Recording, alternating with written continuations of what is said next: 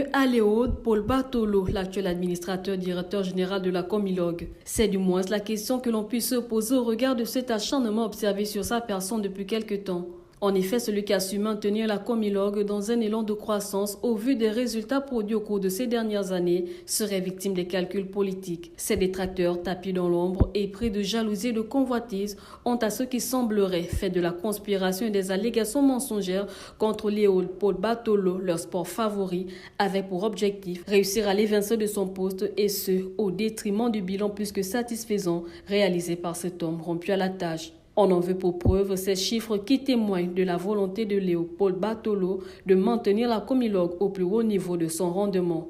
Plus de 7 millions de tonnes de manganèse produits annuellement, faisant de la Comilogue numéro 1 mondial, contre 4,8 millions de tonnes annuelles lors de son arrivée à la tête de cette entreprise en janvier 2019, ce qui la classait deuxième mondial.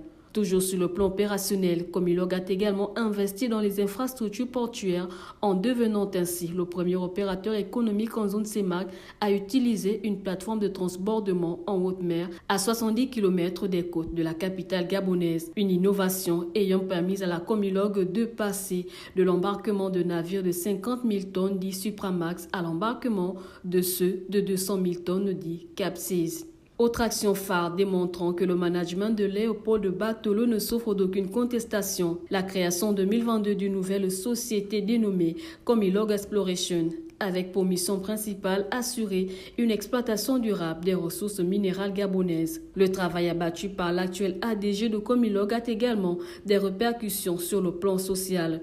En effet, environ 6 milliards de francs CFA sont consacrés chaque année pour l'investissement communautaire avec de nombreux projets mis en œuvre. Au nombre de ceux-ci, l'on note la réhabilitation des salles de classe dans les communes de Moandé et de Bakumba, le pavage de plus de 23 000 km de route, le déploiement de plus de 4 500 panneaux solaires, la mise en place d'un fonds d'amorcelage de 2 milliards de francs CFA destiné aux jeunes entrepreneurs du Haut-Ogooué en partenariat avec des microfinances. Le partenariat avec JFD Gabon qui a permis la formation de 300 femmes gabonaises, toutes régions confondues. La construction de plus de 400 maisons à la cité Likolo 2. Le recrutement de plus de 640 Gabonais. Récemment, de nouvelles actions ont été entreprises par la Comilogue sous la direction de Léaude Paul Bartolo. On citera notamment le déploiement du projet Un emploi intaxé dans la ville de Moanda, le lancement d'un programme de bourse à destination des bacheliers gabonais. Des réalisations qui devraient susciter des encouragements en lieu et place de la haine servie gratuitement par ses détracteurs.